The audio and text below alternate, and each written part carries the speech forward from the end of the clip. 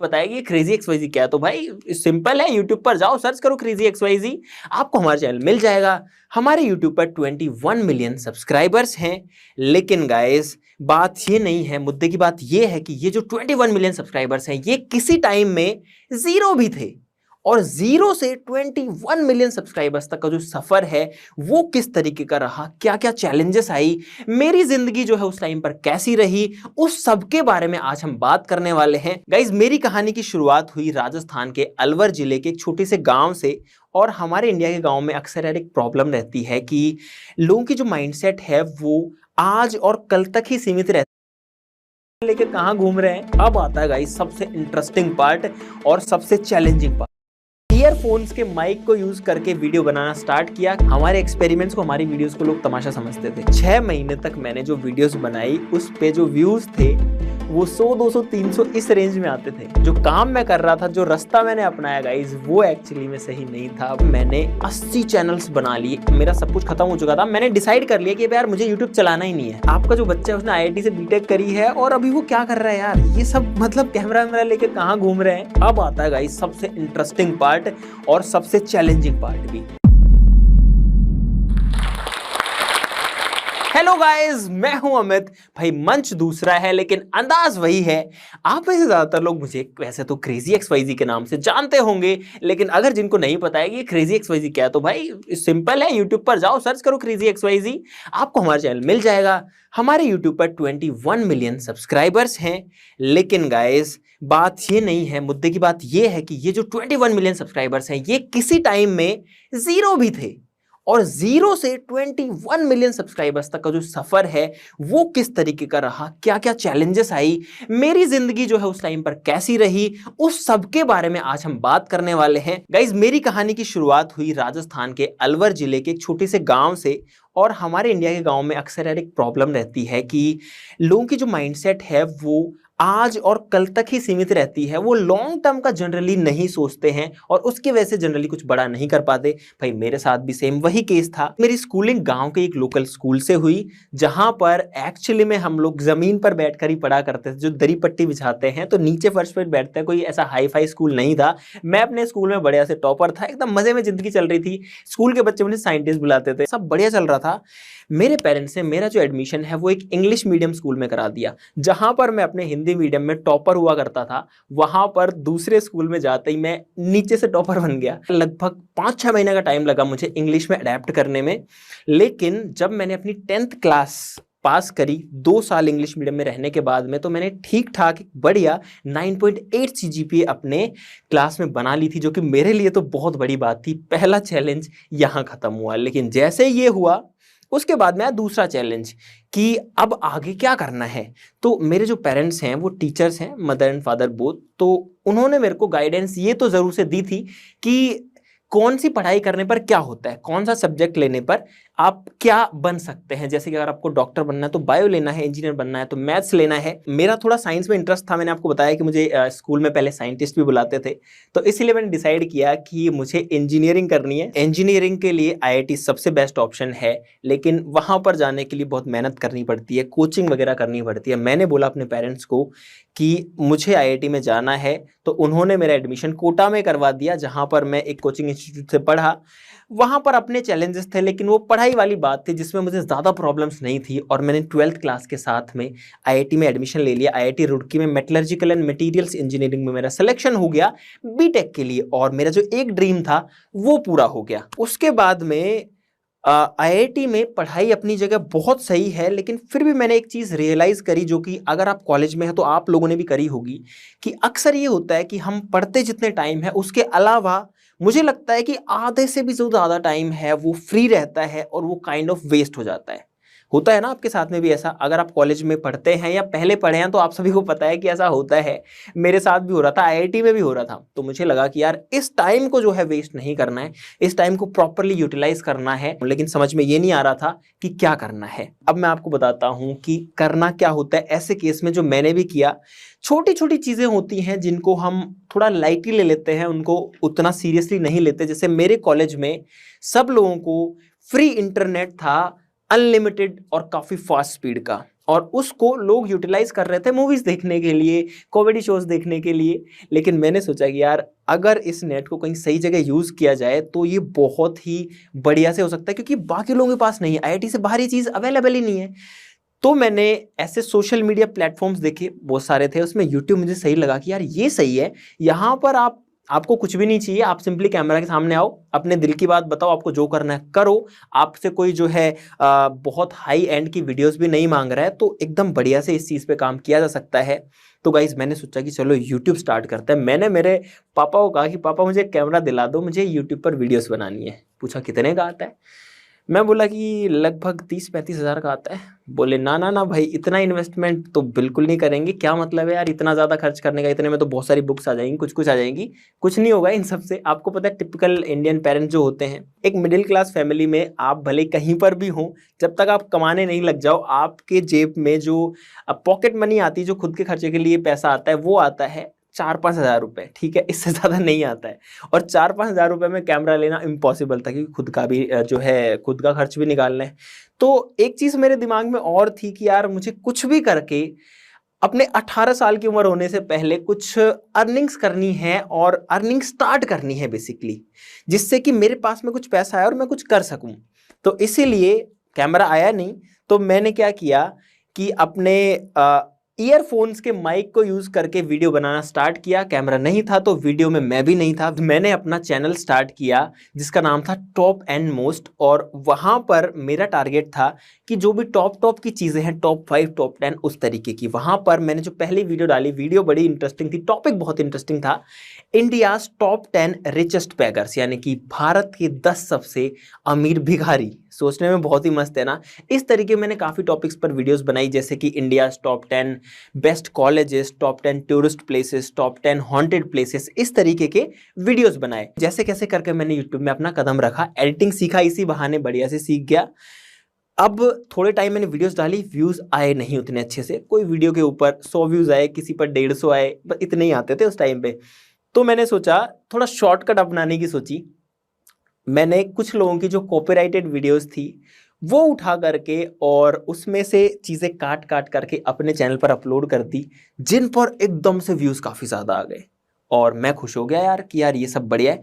कुछ अर्निंग मेरी वीडियोस ने करी, और कुछ अर्निंग जो है वो कॉपीराइटेड वीडियोस ने भी करी। और मैंने अपनी जो पहली अर्निंग थी, जो कि लगभग 1,20,000 रुपये थी, वो कमा ली, जो कि बहुत ज़्यादा थी मेरे लिए उस टाइम पे, जो कि मेरे बैंक अकाउंट में आ गई। और मुझे लगा कि यार ये तो बढ़िया शुरुआत यहाँ पर हो गई है। उसके बाद में यूट्यूब का जो एल्गोरिथम था उसको मैं अच्छे से समझ चुका था, और मैंने सोचा यार इसमें बहुत सारी चीज़ें ऐसी हैं जिनको अगर मैं यूज़ करूँ तो इससे पैसा ज़रूर से कमा सकता हूँ, क्योंकि पैसा भी एक फैक्टर दिमाग में रहता ही है।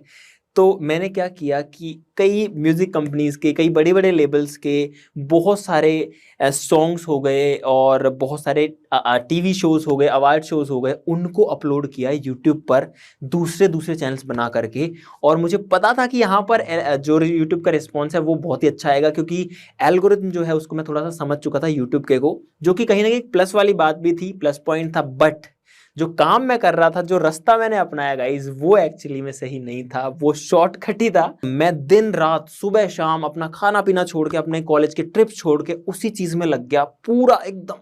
और मैंने 80 चैनल्स बना लिए। 80 चैनल्स पे मैं कुछ कुछ अपलोड किया करता था। ये सब क्रेजी एक्सवाइजी, और इस सबसे पहले की बात है जो कि ज्यादातर लोगों को नहीं पता है। तो उस टाइम पर सारे चैनल जो है चलने लग गए, थोड़ी थोड़ी रेवेन्यू जो है आने लग गई, और एक्चुअली में मैंने लगभग 4 से 5 लाख रुपए कमा लिए, जो कि मेरे YouTube से एडसेंस में तो चले गए, लेकिन एडसेंस से मेरे अकाउंट में नहीं आए थे। और एक दिन ऐसा हुआ जब मैंने देखा, मेरे पास एक YouTube से मेल आया कि आपका जो YouTube चैनल है वो टर्मिनेट हो गया है कॉपीराइट की वजह से। मैंने खोल के देखा, मुझे लगा यार ये तो बहुत बड़ी गड़बड़ हो गई है। मैंने सोचा चलो कुछ पैसे कमा लिए, उससे कुछ कर लेंगे। उसके कुछ दिन बाद जब एडसेंस से पेमेंट आनी थी, तो मेरे पास दूसरा मेल आया कि आपका एडसेंस भी टर्मिनेट हो चुका है। और जो पैसा मैंने कमाया था वो सारा का सारा चला गया, और मैं एकदम होपलेस हो गया कि भाई ये चुका है। और जो पैसा मैंने कमाया था वो सारा का सारा चला गया, और मैं एकदम होपलेस हो गया कि भाई ये चीज मेरे बस की नहीं है, मुझे इस चीज को शुरू ही नहीं करना चाहिए था, मैंने अपना टाइम यहाँ पर वेस्ट कर दिया, एक गलत डिसीजन मैंने लिया। ये मेरे साथ ही था ये।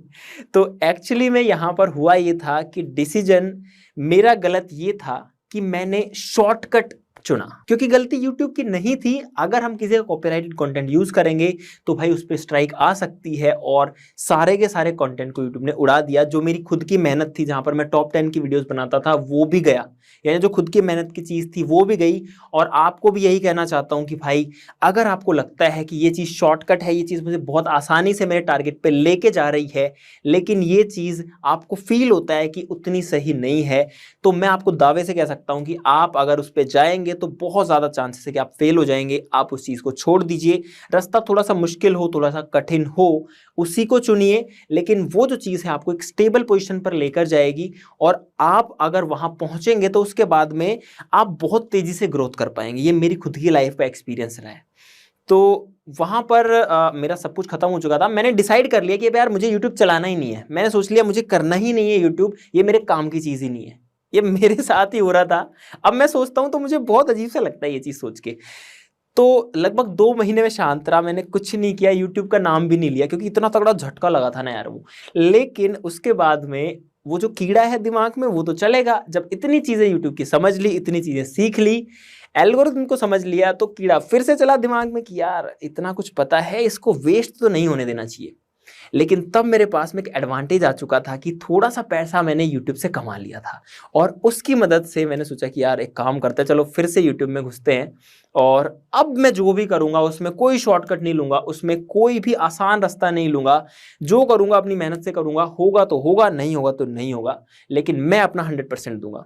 और मैंने डिसाइड किया कि अब मैं कुछ ऐसा कंटेंट बनाऊंगा जिसमें मैं खुद रहूंगा, और पूरा जो ऑडियो वीडियो है सब कुछ मेरा खुद का रहेगा। मैंने ये प्लान किया कि 100 वीडियोस मुझे बनानी है कम से कम, क्योंकि मुझे पता था कि YouTube 5, 10, 15, 20 वीडियोस बना करके नहीं चलता है।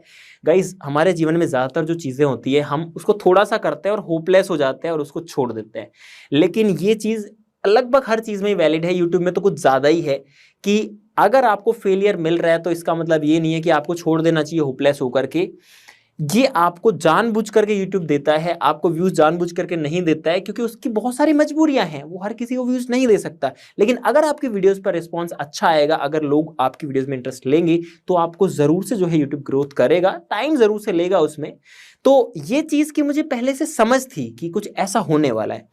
अच्छी बात ये थी कि मेरे पास थोड़ा सा पैसा था जो कि मैंने YouTube से कमाया था, और उसकी मदद से इस बार जो है मैं कैमरा खरीद पाया। फाइनली मेरे पास में एक कैमरा और एक माइक आ गया, तो अब मैं फ्री था वीडियोस बनाने के लिए। लेकिन चैलेंजेस यहाँ खत्म नहीं हुए, क्योंकि बात वही है कि लाइफ होती ही कुछ ऐसे है, सभी की ही ऐसे होती है कि सोचते कुछ हैं, लेकिन एक प्रॉब्लम सोल्व नहीं होती, दूसरी उससे पहले खड़ी रहती है, तैयार रहती है। मैं जब कैमरा के सामने खड़ा हुआ, मैंने देखा कि यार मुझे तो कैमरा में बोलना ही नहीं आ रहा, क्योंकि मैं बहुत ही इंट्रोवर्ट था उस टाइम पे। किसी से बात करने में मुझे बहुत दिक्कत होती थी, मैं अपने आप को अच्छे से एक्सप्रेस नहीं कर पाता था। जो कि अगर आप कहोगे कि यार अमित भाई ये आप क्या कह रहे हो, भाई ये एक्चुअली में मेरे साथ में केस था। अभी मैं जितना जो कुछ बोल रहा हूँ ये बहुत टाइम की बात है और बहुत टाइम दे करके ऐसा हुआ है गाइस। लेकिन उस टाइम एक्चुअली में ऐसा था कि मैं कुछ भी नहीं बोल पाया कैमरा के सामने। और मैंने जो जो चीज़ें बोली, जब मैंने उसको एडिट पे डाला, मैंने देखा मुझे इतना बेकार लगा कि यार इस वीडियो को कौन देखेगा, ये डालने लायक ही नहीं है। जो फर्स्ट वीडियो थी जो कि अभी भी यूट्यूब पर है, तो मैंने भाई एक तिकड़म लगाया। तिकड़म क्या था कि ऑडियो हटा दो तो किसी को सुनेगा ही नहीं कि वीडियो में था क्या चीज़। तो वीडियो की जो ऑडियो है मैंने सारी हटा दी, थोड़ा सा पार्ट रखा शुरू में आखिरी में, और पूरी में म्यूजिक लगा करके वीडियो बना दी। वीडियो की क्वालिटी अच्छी थी क्योंकि कैमरा से शूट हुई थी, और एडिटिंग बढ़िया थी क्योंकि मैं सीख गया था उस टाइम पर। लेकिन मेरा जो कॉन्फिडेंस लेवल था वो उसकी वजह से कुछ डाउन ही आ गया कि नहीं यार मैं तो कर नहीं पाऊंगा इस तरीके से तो। लेकिन वो जो चीज़ मैंने डिसाइड करी थी कि मुझे कम से कम 100 वीडियोस यूट्यूब पर बनानी है, उससे पहले नहीं छोड़ना है, वो चीज़ दिमाग में आई कि यार अगर मैं अब इसको छोड़ दूंगा तो पिछले पुराने टाइम की सारी मेहनत मेरी वेस्ट हो जाएगी, उसका कोई सेंस नहीं बनेगा, और वो जो टाइम है वो मुझे वापस से कभी भी नहीं मिलने वाला है। तब मैंने डिसाइड किया कि भाई जो कुछ हो, चाहे मुझे बोलना आए चाहे ना आए, चाहे मेरी वीडियोस कोई देखे या ना देखे, मुझे वीडियोस बनानी है और यूट्यूब पर डालनी है।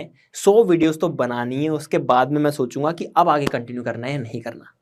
इस तरीके से शुरुआत हुई और मैं वीडियोस डालना शुरू किया। व्यूज़ की अगर बात करें तो पहली वीडियो के ऊपर व्यूज़ आए कुछ 25-30 व्यूज़ एक्चुअली में।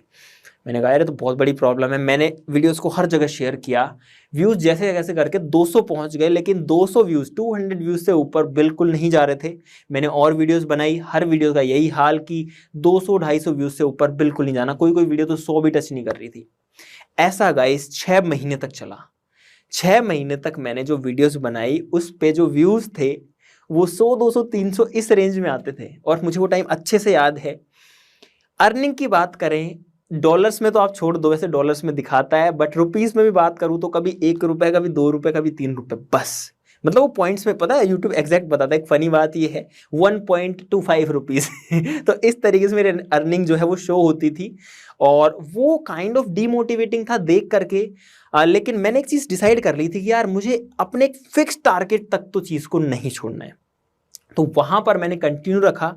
और अच्छी बात ये हुई कि लगभग 6 महीने इस तरीके से स्ट्रगल करने के बाद में, बहुत ज़्यादा स्ट्रगल करने के बाद में, मैंने अपने कॉलेज के सारे ट्रिप छोड़ दिए। मैं अपने दोस्तों के साथ में ज़्यादा टाइम स्पेंड नहीं करता था, मैं कॉमेडी शोज़ नहीं देखता था, मैं कोई 6-7 महीने में अगर एक मूवी देख लूँ तो वो भी बहुत बड़ी बात थी, जबकि लोग डेली मूवी देखा करते थे। सब कुछ मैंने छोड़ दिया अपनी लाइफ का इसके चक्कर में कि मुझे वीडियोज़ बनानी है, इस चीज़ को एक बार ट्राई करके देखना है।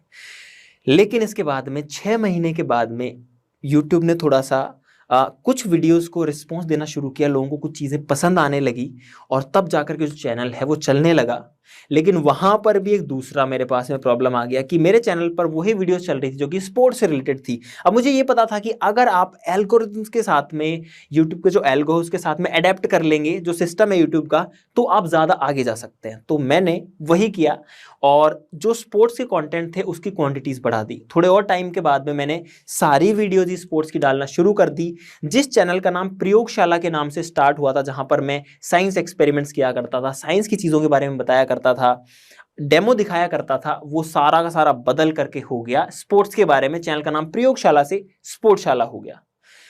यहां तक का सफर रहा और मैं स्पोर्ट्स की वीडियोस बनाने लग गया इसके बाद में वो जो कीड़ा था, अब एक्सपेरिमेंट्स वाला, साइंस वाला, वो फिर से आया, और मैंने सोचा कि ये तो ठीक है, स्पोर्ट्स वाला चैनल ठीक ठाक चल रहा है, मैं महीने के 10-20 हज़ार रुपये कमा भी रहा हूँ। मैंने सोचा कि अब एक दूसरा चैनल स्टार्ट कर लेते हैं जहां पर अपन एक्सपेरिमेंट्स और साइंस वाली चीज़ें दिखा सके। तब जाकर के शुरू हुआ क्रेजी XYZ, जिसका उस टाइम पे नाम था ब्लेड XYZ। ब्लेड XYZ का मतलब ये था कि किसी भी चीज़ को काट करके दिखाना है। मैंने पहली वीडियो बनाई वहां पर जिसमें हमने भाई मतलब पता नहीं क्या क्या काट दिया, हमने बिजली का मीटर काट दिया, हमने कीबोर्ड काट दिया, इस तरीके की वीडियोस थी स्टार्टिंग की। लेकिन थोड़े टाइम के बाद मुझे रियलाइज हो गया कि यार अगर इतना पर्टिकुलर रहेंगे तो काम नहीं चलेगा, अगर थोड़ा सा वाइड वैरायटी ऑफ कंटेंट में बना सकूं तो बढ़िया रहेगा। तो वहां पर हमने फिर से जो साइंस एक्सपेरिमेंट जो कि हम छोड़ चुके, साइंस के बारे में मुझे जो नॉलेज थी वो बहुत अच्छे से हो गई थी। फिर साथ में IIT से मैंने इंजीनियरिंग भी कर ली थी, तो उसने बहुत हेल्प किया इन सब चीज़ों को समझने में कि किस तरीके से जो साइंस वाली चीज़ें वो काम करती हैं।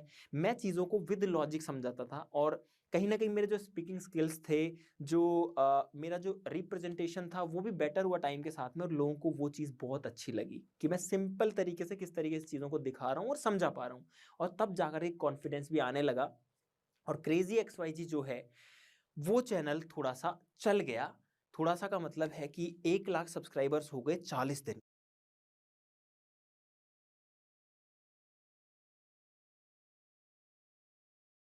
समझाता था, और कहीं ना कहीं मेरे जो स्पीकिंग स्किल्स थे, जो मेरा जो रिप्रेजेंटेशन था, वो भी बेटर हुआ टाइम के साथ में, और लोगों को वो चीज़ बहुत अच्छी लगी कि मैं सिंपल तरीके से किस तरीके से चीज़ों को दिखा रहा हूँ और समझा पा रहा हूँ। और तब जाकर एक कॉन्फिडेंस भी आने लगा, और क्रेजी XYZ जो है वो चैनल थोड़ा सा चल गया। थोड़ा सा का मतलब है कि 1 लाख सब्सक्राइबर्स हो गए 40 दिन के अंदर, जो कि बहुत बड़ी बात थी उस टाइम पर। आप सब लोगों का जो प्यार है वो मिलने लगा, बहुत अच्छा लगने लगा, खुद पे काम किया, सब चीज़ें करी, 2 मिलियन तक पहुंच गए। लेकिन भाई तब फिर जो है एक बार ज़िंदगी में उतार चढ़ाव आ गया, क्योंकि उस टाइम पर मेरी जो कॉलेज थी वो कंप्लीट हो गई, और अब मेरे सामने बहुत बड़ी दुविधा आ गई कि मुझे अब क्या करना है। जब मेरा कॉलेज कंप्लीट होने वाला था तो बहुत सारी कंपनीज प्लेसमेंट के लिए आ रखी थी, और मुझे अच्छा खासा जो है पैकेज भी मिल रहा था। उस टाइम के हिसाब से मुझे लगभग 18 लाख पर एनम का ऑफर भी मिला था। दूसरा ऑप्शन ये था कि यूपीएससी की प्रिपरेशन करी जाए और आईएएस बनने की तरफ एक कदम रखा जाए, लेकिन मुझे लगता था कि अगर मैं वो चीज़ भी करूँगा और अगर मैं उसमें सक्सेसफुल भी हो जाता हूँ तो उसके थोड़े दिन बाद में मैं फिर से बिजनेस वगैरह की फील्ड में आ जाऊँगा। तो इसलिए मैंने सोचा कि यार ये तो अभी छोड़ते हैं अभी के लिए। लास्ट ऑप्शन था मेरे पास में यूट्यूब, क्योंकि यूट्यूब से मैं उस टाइम पे मुश्किल से 40-50 हज़ार रुपए निकाल पा रहा था, जो कि बाकी चीज़ों से बहुत ही कम था। वो भी कुछ फिक्स नहीं था, ऊपर नीचे होता रहता था, बहुत हाई रिस्क वाली चीज़ थी। उसको as a full time job की तरह या फुल टाइम वर्क की तरह करना। लेकिन अच्छी बात ये थी कि इस फील्ड में मैं थोड़ा सा एक्सपर्ट भी हो चुका था, इस फील्ड में मुझे मज़ा बहुत आता था। बाकी जो चीज़ें थी, जॉब है वो काइंड ऑफ बोरिंग जैसी चीज़ है, लेकिन यूट्यूब में अगर आप एक्सपेरिमेंट्स की वीडियोस बनाते हो तो भाई बोर वाली चीज़ तो नहीं है। और वो जो टाइम था, उस टाइम मुझे फील हो रहा था कि हाँ, यहाँ पर जो है मुझे गाइड करने वाला कोई नहीं है। अगर मैं घर वालों से पूछ रहा हूँ, मेरे पेरेंट्स से पूछ रहा हूँ, तो वो मुझे कह रहे हैं कि या तो जॉब करो या फिर यूपीएससी की प्रिपरेशन करो। यूट्यूब के लिए बिल्कुल मना, सख्त मना। अब यहाँ पर उन्होंने जो गाइडेंस दी, गलती उनकी भी नहीं है, क्योंकि यूट्यूब उनके लिए इतना नया था कि उनको पता ही नहीं था कि ये चीज़ आगे किस तरीके से एक्सपेंड कर सकती है। उन्होंने सख्त मना किया कि यूट्यूब नहीं करना। लेकिन भाई मैंने रिस्क लिया, और रिस्क उस टाइम पर वो काफ़ी बड़ा था। अगर चीज़ें सही से काम नहीं करती तो मुझे नहीं पता कि मैं आज क्या कर रहा होता। लेकिन इतना मुझे विश्वास था कि एक चीज़ अगर फेल होती है तो मैं दूसरी कुछ ना कुछ बिल्डअप कर लूँगा।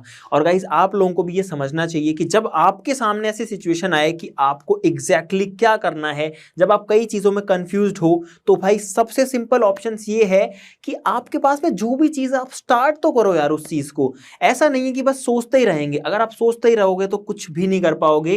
जो अपॉर्चुनिटीज आपके पास में है उसको यूटिलाइज करो, भले वो छोटी है वो बड़ी है। हो सकता है कोई छोटी सी चीज जो है वो आपके जीवन में आकर के बहुत बड़ी बन जाए टाइम के साथ में, तो वो सिर्फ जो है टाइम देने वाली बात होती है। यूट्यूब मेरा खुद का डिसीजन है, हाई रिस्क फैक्टर था, मैंने लिया यूट्यूब।